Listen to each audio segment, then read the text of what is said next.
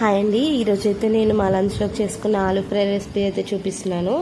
First అయితే ఒక pan పెట్టుకొని ఆయిల్ వేసుకొని ఆయిల్ హీట్ అయిన తర్వాతకి పోపు దినుసులు వేసుకోవాలి. అవి కూడా కొంచెం ఫ్రై అయిన తర్వాతకి సన్నగా కట్ చేసుకున్న ఆనియన్, పచ్చిమిర్చి వేసుకోవాలి. నెక్స్ట్ అవి మగ్గిన తర్వాత కొంచెం పసుపు యాడ్ చేసుకున్నాను.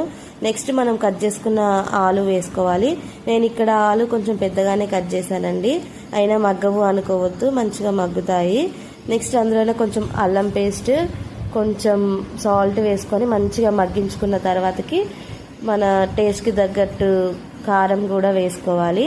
కారం కూడా వేసుకున్న తర్వాతకి ఆలుని మంచిగా లో ఫ్లేమ్లో మగ్గించుకోవాలండి. నెక్స్ట్ మంచిగా మగ్గిపోయిన తర్వాతకి కరివేపాకు అయితే యాడ్ చేస్తున్నాను. మనం ఏ ఫ్రై చేసుకున్నా కొంచెం లాస్ట్లో వేసుకోండి, కరివేపాకు టేస్ట్ చాలా బాగుంటుంది.